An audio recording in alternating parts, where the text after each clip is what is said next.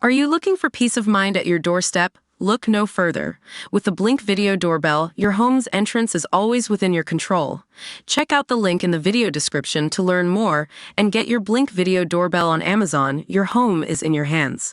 A psychologist has revealed what rawdogging a flight or traveling without any distractions says about your personality and why the silent meditation retreat in the sky is a space for people to ruminate on their issues.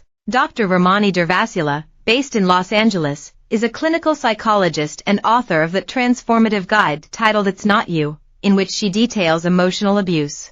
Having previously lifted the lid on the various ways to spot a narcissist, the 59-year-old has now shared her insights on the latest travel trend that sees passengers passing time in a bizarre manner. While speaking to DailyMail.com, Dr. Ramani admitted that the TikTok trend was a form of aesthetic flying as she shared why rawdogging could leave you feeling depleted.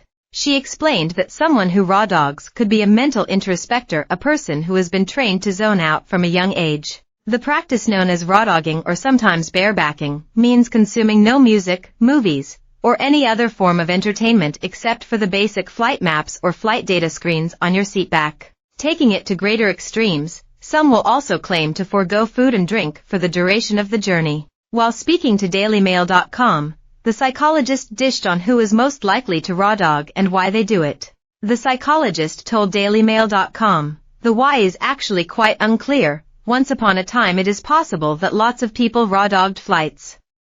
There were no options for entertainment, just one movie that played from an overhead screen, like it or not, and if you fell asleep you missed it.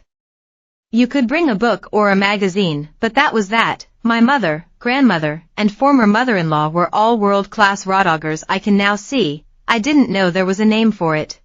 However, she noted that younger generations may doing it for other reasons, specifically when they were contemplating a problem in their life. "I would speculate that the why of someone rawdogging may be poor preparation, exhaustion, some other emotional reason, something on a person's mind so they can't concentrate, content to just take in what is going on around them. Maybe an inexperienced flyer and taking it all in, maybe a nervous flyer, may just be a person ultra into mindfulness, maybe someone using the time in flight when they can't be reached to just clear their mind, maybe someone who is just able to quietly be. Someone will someday need to do a survey of rawdoggers. Nowadays, with it being a TikTok trend, people may be doing it to post about it, and that's a different beast, and it's sort of aesthetic. Seat upright, no food, no drink, no entertainment, no reading. It's like a silent meditation retreat in the sky. The no drink and no food is actually kind of smart, if you have a window or middle seat and with the seatbelt sign on and off.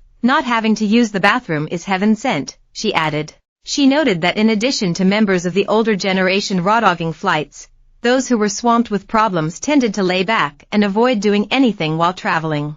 Dr. Ramani explained, "I would say maybe older adults who flew at a time when rawdogging was the norm. Maybe people flying basic economy or other no-frills ways of flying when you can't bring anything on the plane with you. People who may be exhausted and overwhelmed from their lives.